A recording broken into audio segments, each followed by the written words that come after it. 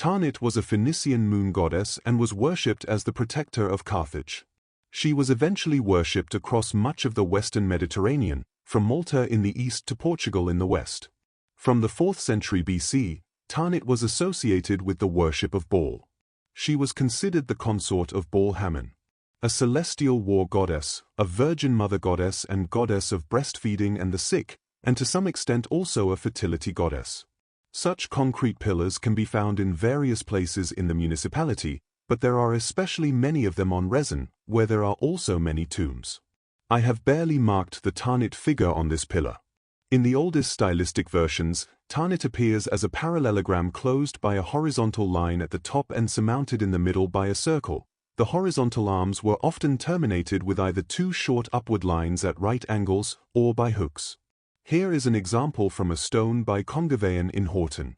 Around the new cemetery, south of Boar Church, you can see many small and large Tanit figures in the cemetery wall. Later, the parallel trapezoid was more frequently replaced by an isosceles triangle. It also seems that the hooks on the horizontal line disappear completely. So does the double line at the bottom of the triangle. The stones that were used to build the cannon battery on Hortenstangen 150 years ago have many relief works with Baal and Tanit figures. I would assume that the building stones originate from towers that were located here or nearby. On this wall we see several depictions. Some of the discovered Tanit figures are in places in Horton town, where people constantly walk past. We can see this figure at the Shell gas station. The Tanit figure is among the most common motifs in rock art and is only surpassed by the stylistic Baal figure. In Horton we find her on granite gateposts, on stones and rock surfaces and as large and small geoglyphs in the terrain. About 15 kilometers south of Oslo, the Tanit figure has also been discovered, on a large stone slab on the Farmstra Oppegard and on a small rock outcrop right by the Ballerudammen Pond. In addition, there are also many large and small geoglyphs here, often made with the help of stone fences and/or ditches. Tanit is associated with the Phoenician goddess Astarte or Ishtar, who was the Assyrian and Babylonian goddess of fertility, war, love and sex. She is often depicted naked and with a lion's head.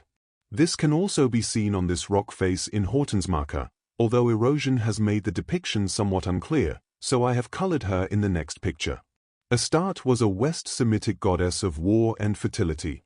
Many claim that it was a fusion of Astarte and Tanit. She is known from mythological texts from Ugarit in Mesopotamia and from the Old Testament, but is also mentioned in ancient inscriptions and texts from Mesopotamia, Egypt, and Phoenicia. Astarte's popularity was widespread and was popular for a long time. Depictions of Astarte usually show her naked and sometimes she has the head of a lioness. She is depicted in Hortensmarka in the same way, sitting with bent knees. We see her breasts and an unmistakable lion's head. In the background, a large heart has been created. There is also a heart in the lower right of the image.